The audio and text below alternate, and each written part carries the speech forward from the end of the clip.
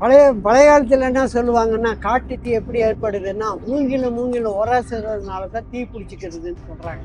மாடு மேய்க்கிறவங்க, இது மரம் வெட்டுறவங்க, வேட்டையாடுறவங்க, இந்த மாதிரி அவங்க எல்லாம் ஃபாரஸ்ட் டிபார்ட்மெண்ட்னால பாதிக்கப்பட்டிருப்பாங்க. சிட்டிஸ் இருக்கு பாருங்க, அதில் இருக்க பெரிய பெரிய ஆளுங்க, அவங்க தான் வந்து அங்கே இருக்க கிராமத்துக்காரங்களுக்கு பணம் கொடுத்து வேட்டையாடுறது ஜாஸ்தி. இது எப்படின்னா 1/2 மணி நேரம் அந்த ஊதுபத்தி கீழே வரும். கீழே வந்து அந்த சருகுக்கு வரும்போது பத்தியிலேருந்து நெருப்பு பிடிச்சிக்கும், காற்றுக்கு நெருப்பு பிடிச்சி இது அரை நாள் ஒரு ஹவர்ஸ் கணக்காயிரும். அது செக் போஸ்ட் என்னதான் பண்ணாலும் எவ்வளோ அவேர்னஸ் பண்ணாலும் மக்களாக திருந்தினா தான் காட்டை காப்பாற்ற முடியுன்ற என்னுடைய ஒப்பீனியன்.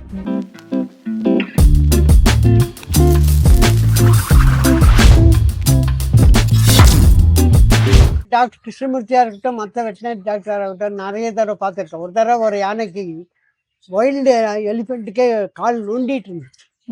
அப்புறம் அதை ட்ராங்குலைஸ் பண்ணி பார்த்தா அதில் பாட்டு குத்திருக்கு. வைல்டு எலிஃபெண்ட்டை வச்சு ட்ரீட்மெண்ட் கொடுக்கறதுன்னு ரொம்ப கஷ்டம். அதை டெய்லி ஒரு நாள் பண்ணால் மட்டும் பார்த்தாது, அது ஹீல் ஆகிற வரைக்கும் அதுக்கு ட்ரீட்மெண்ட் கொடுக்கணும். கலைவாணன் டாக்டரும் ஒரு தடவை நான் அப்படி பண்ணியிருக்காங்க முதுமலையில். நாங்களும் கூடவே இருந்திருக்கோம். ஆனால் அந்த யானையை டெய்லி வாட்ச் பண்ணணும், அது முடிகிற காரியம் இல்லை.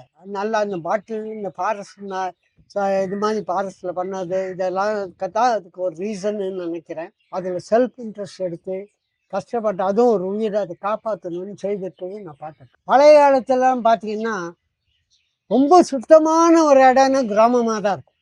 இப்போ இதே இடம் நான் பார்த்து பழைய காலத்தில் எப்படி இருக்கும் தெரியுங்களா? அவ்வளோ சுத்தமாக இருக்கும்.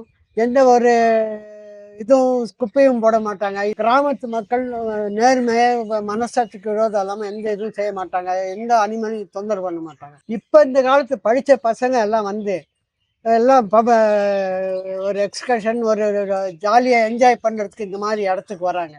வரவங்க கூடவே பாட்டில், பிராண்டி பாட்டில், அந்த பாட்டில் இந்த பாட்டில் கொண்டு வராங்க. ஒரு ஃபாரஸ்ட்டை பார்த்தா அந்த ஃபாரஸ்ட்டை பார்த்தா அது உள்ளே உட்காந்து குடிக்கணும்னு அவங்களுக்கு ஒரு ஆவல். குடிச்சிட்டு அந்த பாட்டிலை குடிச்சிட்டு சும்மா கூட போட மாட்டாங்க, உடச்சி போட்டு போயிடுவாங்க. அது அனிமல்ஸுக்கா யானையே வருதுன்னு வச்சுங்க, யானை வந்து கால் வச்சா அது உள்ளே ஏறிடும். நான் இப்போ வந்து இந்த யானை வந்து இது பண்ணிடுச்சுன்னா அதை வந்து அதுக்கு யானைக்கு எஃபெக்ட் ஆகி அதுக்கு அதை பிடிச்சி ஊண்டாகி கால் எஃபெக்ட் ஆகும். அதை கண்டுபிடிச்சி ட்ரீட்மெண்ட் கொடுக்குறதெல்லாம் ரொம்ப கஷ்டம். ஒரு பிளாஸ்டிக்கோ பாட்டிலோ கொண்டு வந்து காட்டில் இது பண்ணக்கூடாது, போடக்கூடாது. பிளாஸ்டிக் போட்டால் அந்த வாசனைக்கு அனிமல்ஸ் சாப்பிட்டா அதுக்கு எஃபெக்ட் ஆகும். இந்த மாதிரிலாம் செய்கிறது இந்த காலத்து பசங்க, படித்த பசங்க அதெல்லாம் மாற்றினா தான் இந்த காட்டையோ நாட்டையோ காப்பாற்ற முடியும்னு என்னுடைய ஒப்பீனியன். சார், தமிழ்நாட்டில் கிட்டத்தட்ட ஒரு 38-39 வருஷங்கிறது வந்து ஒரு பெரிய ஒரு அரை நூற்றாண்டுக்கு கொஞ்சம் கம்மி, அவ்வளோதான். ஸோ எத்தனையோ காடுகளில் நீங்கள் வேலை பண்ணியிருக்கீங்க. ஸோ ஒவ்வொரு காட்டுக்கும் ஒவ்வொரு குணாதிசயங்கள், ஒவ்வொரு விஷயங்கள், ஏன் ஒவ்வொரு கிரிமினல் ஆக்டிவிட்டீஸ் கூட மாறும். உங்களுடைய பார்வையில் நீங்கள் ஒர்க் பண்ண இடத்துலேருந்து அப்படியே மொத்தமாக கவர் பண்ணி சொல்லுங்களேன் ப்ளீஸ். அதாவது நான் ஃபஸ்ட்டு ஃபாரஸ்ட் டிபார்ட்மெண்ட்டில் என்னுடைய டியூட்டி ஆரம்பித்தது நீலகிரி மாவட்டம், குன்னூர். அங்கே அப்போல்லாம் பார்த்தீங்கன்னா இந்த மரம் வெட்டுறது அது ரொம்ப ரேர். காட்டிலேயே மெயின் ரோட்லேயே ஒருத்தன் வெட்டுக்கத்தி எடுத்துகிட்டு போனால் ஃபாரஸ்ட்காரனை பார்த்தா ஒழிச்சு எடுத்துகிட்டு போவான் பயந்துக்கிட்டு. ஆனால் அப்போல்லாம் நீலகிரி எனக்கு பார்த்த வரைக்கும் அங்கே ரொம்ப ஹெட்டேக் வந்து கள்ள சாராயம் காய்ச்சல். நீலகிரி மாவட்டத்தில் பார்த்தீங்கன்னா எங்கே பார்த்தாலும் சாராயம் வரும். அது அழிக்கிறது தான் பெரிய வேலையாக இருக்கும். மரம் வெட்டுறதெல்லாம் இப்போ குறையும். அப்போல்லாம் நீலகிரியை பொறுத்த வரைக்கும் அந்த பழைய காலத்தில் சாராயம் காய்ச்சல் ஜாஸ்தி காட்டுவீங்க.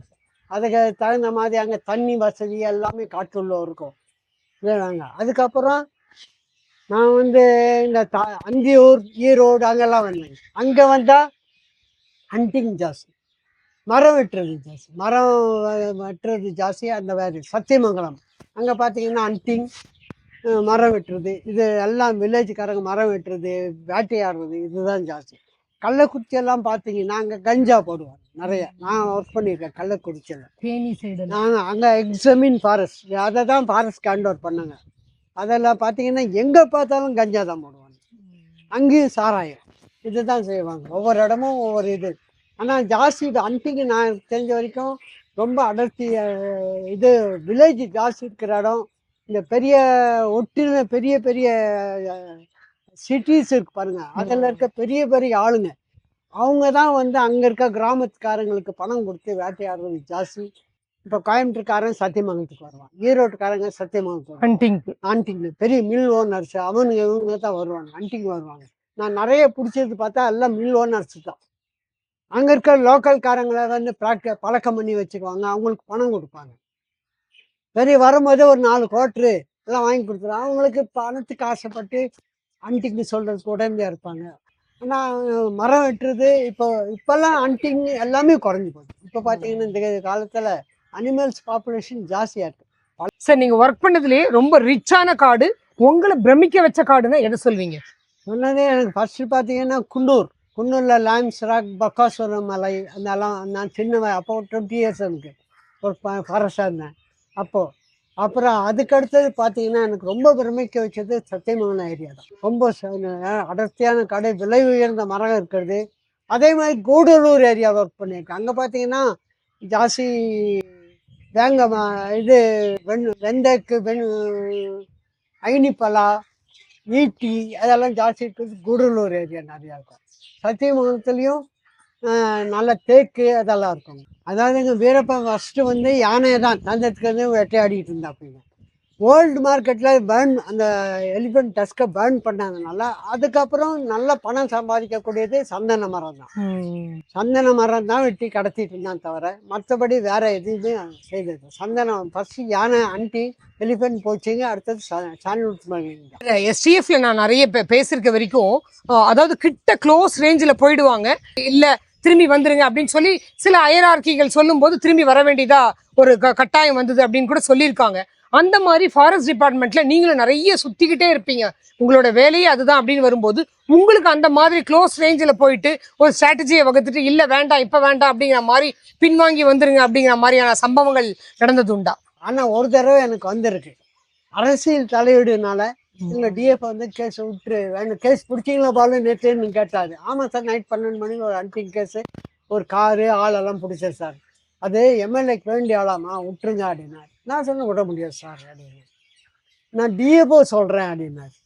டிஎஃப்ஓ சொன்னால் ஓரல் ஆர்டர் இன்ஸ்ட்ரக்ஷனுக்கு நான் ஒபே பண்ண மாட்டேன், ரிட்டன் இன்ஸ்ட்ரக்ஷன் கொடுங்க அது பண்ணுறேன். அப்போ நான் முடியாதுன்ட்டேன். அப்புறம் அவர் என்ன நான் சொல்லி கேட்க மாட்டேன், என்ன சார் ஓரல் ஆர்டருக்கு நான் ஒபே பண்ண மாட்டேன் சார், நீங்கள் ரிட்டர்ன் கொடுங்க, இல்லைன்னா எம்எல்ஏடைய லெட்டர் பேட் எழுதி கையெழுத்து போட்டு சீல் வச்சு கொடுக்க சொல்லுங்க, விட்டுருவாங்க. அப்புறம் அடுத்த 6 மாதம் நான் ட்ரான்ஸ்ஃபர் பண்ணிட்டாங்க. இவ்வளோ நேரத்துக்கு நீங்கள் மிலிட்ரியிலேருந்து ரிட்டையர் ஆகி வெளியில் வந்திருப்பீங்க அப்படிங்கிற மாதிரி தான் சொல்லிக்கிட்டு இருந்தாங்க. உங்களை பற்றி தெரிஞ்சுக்கிட்டு நான் வரத்துக்கு முன்னாடி எப்படி சார் ஃபாரஸ்ட் டிபார்ட்மெண்ட்லேருந்து நீங்கள் ரிட்டையர் ஆகிருக்கீங்க? அதாவது எங்கள் அம்மாவுடைய சொந்த ஊர் பள்ளிக்கொண்டான், நார்த் ஆர்காடு. இங்கே எங்கள் அம்மாவுடைய சொந்த எல்லாமே மிலிட்ரியில் தான், கம்ப்ளீட் வீட்டுக்கு ஒருத்தர் மிலிட்ரியில் இருப்பாங்க. அது மாதிரி நான் 1969 மிலிட்ரியில் ஜாயின் பண்ணலான்னு குன்னூரில் நான் இருக்கும்போது மிலிட்ரி செலெக்ஷன் பண்ணுறாங்கன்னு அது போனேன். நான் போகும்போதே எல்லாம் என்ன செலக்ட் பண்ணிவிட்டு எங்கள் அம்மாக்கெல்லாம் யாருக்கும் சொல்லாமல் இருந்தது. செலக்ட் பண்ணிவிட்டு நான் ட்ரெயின் ஏறி என்ன எங்கேயோ நார்த்துக்கு ட்ரைனிங் அனுப்புறதா ஒரு இதில் இருந்தாங்க.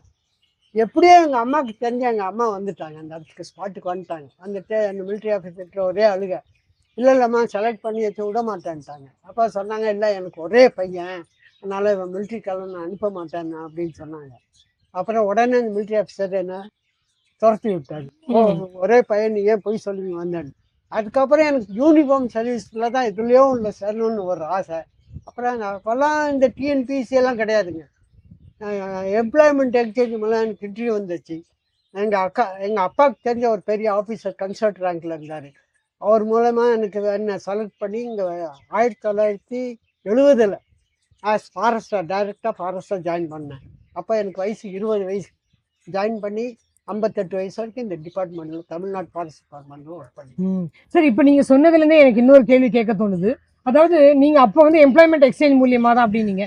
இப்போ அந்த மாதிரிலாம் கிடையாது, பதிவு பண்ணி வச்சு எத்தனையோ லட்சம் பேர் உட்காந்துக்கிட்டு இருக்காங்கன்னு வச்சுக்கோங்களேன். இப்போ வந்து இளைஞர்களுக்கு வந்து ஏன்னா யூனிஃபார்ம் அப்படின்னா அது போலீஸ் சர்வீஸ் மட்டும் கிடையாது, ஸோ அதுக்கு ஈக்குவலானது, ஏன் இன்னும் கூட மேலானது இது ஃபாரஸ்ட் சர்வீஸுங்கிறது. இப்போ இளைஞர்கள் வந்து என்னென்ன மாதிரியான டிஎன்பிஎஸ்சி மூலமாக தான் இதை கிளியர் பண்ணணும் அப்படின்னு சொல்லிட்டு இருந்தேன். ஸோ அந்த விஷயத்த இன்னும் நீங்கள் கிளியராக சொன்னீங்கன்னா இன்னைக்கு வந்து ஃபாரஸ்ட்டுக்குள்ளே வரத்துக்கு நிறைய இளைஞர்கள் வந்து காத்துக்கிட்டு இருக்காங்க, அவங்களுக்கான அது ஒரு கைடன்ஸாக அது இருக்கும். ஆனால் இப்போ பழைய காலத்தோடங்க இப்போ இருக்கிற இளைஞர்கள் நல்ல ஆர்வமாக ஒர்க் பண்ணணும், நேர்மையாக ஒர்க் பண்ணணும்னு நினைக்கிறவங்க நிறையா இருக்காங்க. அதே மாதிரி எல்லா டிபார்ட்மெண்ட்டையும் இப்போ நவீனமயம் ஆக்கப்பட்டிருக்கு. பழைய காலம் மாதிரி எல்லாம் கிடையாதுங்க. அதனால் இப்போ டிஎன்பிசிக்கு நல்லா ஒவ்வொரு இதை பற்றி தெரிஞ்சு டிஎன்பிசி மூலமாக அதில் வரவங்க நல்லா வந்து நல்லா டிபார்ட்மெண்ட்டில் ஒர்க் பண்ணுறதுக்கு ஆர்வமாக இருக்காங்க. அந்த மாதிரி இருந்தால் இப்போ டிபார்ட்மெண்ட் திரும்பியும் பழையபடி நல்ல நிலைமைக்கு வரும்னு எனக்கு ஒரு எண்ணம் இருக்குது. நல்லா எந்த ஊழலும் நடக்காமல் எல்லாம் எந்த தப்பும் நடக்காமல் பாதுகாக்கிறதுக்கு நிறைய இப்போ இளைஞர்கள் ரெடி படிச்சுட்டு வரும்பொழுது வந்தால் நிச்சயமாக நல்லாயிருக்கும். சார் இப்போ கூட 2 நாளைக்கு முன்னாடி மேற்கு தொடர்ச்சி மலையினுடைய பொழுவம்பட்டியில வந்து அந்த வனம் முழுசா வந்து அந்த தீ வந்து பரவி போயிட்டு இருக்கு. ஃபாரின்ல அமெரிக்கால வந்து கலிஃபோர்னியா அந்த இதுவே வந்து அழிஞ்சு போச்சு. அதுக்கான மெஷர்ஸ் எல்லாம் அவங்க நிறைய எப்படி வராம தடுக்கிறது அப்படின்னு எடுத்துக்கிட்டு இருக்காங்க. ஸோ நம்மளுடைய காட்டை பாதுகாக்கிறதுக்கு இந்த மாதிரி விஷயங்கள் வந்து நம்ம என்னெல்லாம் பண்ணாம இருக்கணும் உங்களுடைய பார்வையில? நல்லா இது ஒரு கொஸ்டின். இது பழைய காலத்தில் என்ன சொல்லுவாங்கன்னா, காட்டு தீ எப்படி ஏற்படுதுன்னா மூங்கிலும் உராசுறதுனால தான் தீ பிடிச்சிக்கிறதுன்னு சொல்கிறாங்க. மாடு மேய்க்கிறவங்க, இந்த மரம் வெட்டுறவங்க, வேட்டையாடுறவங்க, இந்த மாதிரி அவங்க எல்லாம் ஃபாரஸ்ட் டிபார்ட்மெண்ட் மேலே பாதிக்கப்பட்டிருப்பாங்க. அவங்க தான் பர்பஸாக வேணும்னு தீ பற்ற வைக்கிறது மனுஷங்கனால தவிர இயற்கையாக தீ பிடிக்கிறதே கிடையாது. அது 100% நான் சொல்லுவேன். சில பேர் மாடு மேய்க்கிறவங்க அந்த காலத்துல செய்வாங்க, இந்த காட்டுக்கு தீ வச்சுட்டா அடுத்த ரெய்னி சீசனில் நல்லா புல் வரும், மாட்டுக்கு புல் கிடைக்கும் அப்படின்னு தீ வைப்பாங்க. பர்பஸாக வேணும்னு மக்களால் தான் தீ வைக்கப்படுது ஃபாரஸ்ட். அது மக்கள் விழிப்புணர்வை ஏற்படுத்தி தீ வச்சா என்னென்ன தீமைகள் ஏற்படுது அதெல்லாம் அவங்க செய்தாங்கன்னா இந்த தீயை கட்டுப்படுத்தின்னு தெரியும். சில பேர் நான் கேள்விப்பட்டிருக்கேன், காட்டுக்கு போகிற இந்த மரம் வெட்டுறவங்க எல்லாம் என்ன செய்வாங்கன்னா ஒரு ஊதுபத்தி எடுத்துட்டு போவாங்க. நம்ம சாமி கன்ற ஊதுபத்தி அதை இந்த யானை சாணம் அதில் எல்லாம் குத்தி வச்சு ஊதுபத்தி பற்ற வச்சிருவாங்க. கீழே வச்சுட்டு நல்லா சருகெல்லாம் ஒன்றா சேர்த்து வச்சிருவாங்க. அந்த பத்தி பற்ற வச்சுட்டு அவங்க போயிடுவாங்க. எதுக்காக அதை சொல்கிற மாதிரிங்க. அதாவது உடனே பற்ற வச்சா தான் புகை வந்தால் நாங்கள் போய் பிடிச்சிருவோமே. இதை எப்படின்னா 1/2 மணி நேரம் ஆகும் அந்த ஊதுபத்தி கீழே வருது. கீழே வந்து அந்த சருகுக்கு வரும்போது பத்தியிலேருந்து நெருப்பு பிடிச்சிக்கணும். காடுங்கிறது எவ்வளவு ப்ரெஷியஸ் ஆனது, நம்ம எவ்வளவு கவனமா இருக்கணும். அதாவது காட்டுக்குள்ள போற மனிதர்கள் வந்து எவ்வளவு கவனமா இருக்கணும் அப்படிங்கறத நீங்க சொல்லுங்க சார் ப்ளீஸ். இப்ப எல்லாம் மக்கள் வந்து காடை என்ஜாய் பண்ணணும், அது பண்ணணும், செல்ஃபி எடுக்கணும், அது எடுக்கணும்னு போயிட்டு குடிக்கிறது, ஆட்டம் போடுறது எல்லாம் இது இனிமே வர சந்ததியாவது காட்டுடைய முக்கியத்துவம் என்னன்னு தெரிஞ்சு அதை பாதுகாக்கிறதுக்கு என்ன நம்ம டிபார்ட்மெண்ட் தான் செய்யணும்னு கிடையாது, பொதுமக்களே செய்யலாம். இப்போ நீங்கள் பார்த்தீங்கன்னா இப்போ ஊட்டியே போகிறாங்கன்னு வச்சுங்க, பிளாஸ்டிக் பாட்டில் தண்ணி எடுத்துகிட்டு போகக்கூடாதுன்னு ஒவ்வொரு இடத்துலையும் செக் போஸ்ட் வச்சுருக்காங்க. அப்படியும் மக்கள் மீறி எடுத்துகிட்டு தான் போகிறாங்க. அதே செக் போஸ்ட் என்ன தான் பண்ணாலும் எவ்வளோ அவேர்னஸ் பண்ணாலும் மக்களாக திருந்தினா தான் காட்டை காப்பாற்ற முடியுன்ற என்னுடைய ஒப்பீனியன். சார் இப்போ நிறைய அடுத்தது இருக்கிறது வந்து மேன் அனிமல் கான்ஃபிளிக்ட். இப்போ நேத்து கூட பாத்தீங்கன்னா கூடலூர்ல ஒரு சிறுத்தை வந்து கிராஸ் பண்ணிருக்கு, 2 வீலர்ல அடிச்சு அப்படியே மயக்கமாயி விழுந்துட்டு இருக்குது. சோ இது வந்து எதனால சார், இது எதுக்காக வெளியில வருது? உணவு தேடியா இல்ல தண்ணீர் தேடியா? இப்போ இங்க பாட்டுருக்காங்க பெரிய இதை பண்ண அதெல்லாம் வச்சுக்கிறாங்க, மதில் சுவர் கட்டிடுறாங்க. அது யூஸ்வலா போற பார்த்துருக்கு வலச பாதை. அந்த பாதையை மறந்து வந்தோடனே எங்க வருதுன்னு தெரியாம ஊருள்ள வந்து தடுமாறிடுது. முதுமலையில இருக்க யானை வருஷத்துக்கு ஒரு தடவை இங்க பண்ணாரி வரைக்கும் வரும். வருஷம் வர அந்த யூஸ்வல் பாதையை மாறாம வரும்.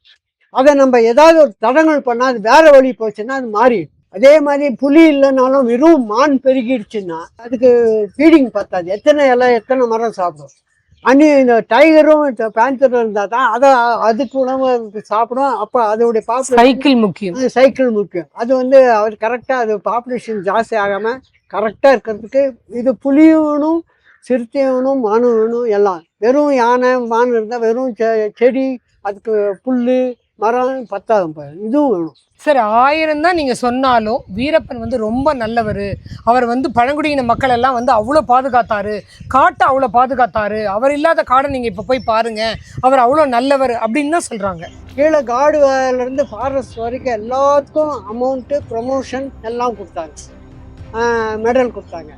எங்களுக்கு மெடலும் அமௌண்ட்டும் கொடுத்தாங்க தர, எனக்கும் கார்பரேட்ஸும் ப்ரொமோஷன் கொடுக்கல. சிதம்பரம் ரேஞ்சரை சுட்டு கொன்னதுக்கு அப்புறம் தான் வீரப்பன் மீசவே வளர்க்க ஆரம்பித்தார். 87க்கு அப்புறம் தான்.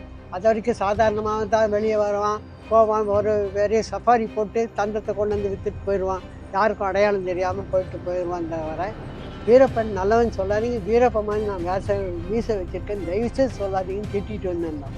ஆனால் கூட சமீபத்தில் ஒரு அம்மா கேட்டாங்க, நல்ல மனுஷனை நீங்கள்லாம் சேர்ந்து கொண்டுட்டீங்க, நீங்கள் ஃபாரஸ்ட்காரங்களாம் போலீஸ்காரங்களான்னு கேட்டாங்க. நான் ஃபாரஸ்ட்டுன்னு நல்ல மனுஷனை கொண்டுட்டீங்கன்னு நான் சொன்னேன். தப்புமா, நேற்று பண்ணாரி போனேன், அத்தனை பேர் மோர் குடிக்கலான்னு ஒரு இடத்துல ரோட்டில் நின்றுட்டு இருந்தாங்க. போனால் பணம் வாங்க மாட்டேன்றாங்க. அந்த மாதிரி அந்த ஏரியாவெல்லாம் மறக்க முடியாது, அந்த மக்களை மறக்க முடியாது, அந்த ஃபாரஸ்ட்டை மறக்க முடியாது.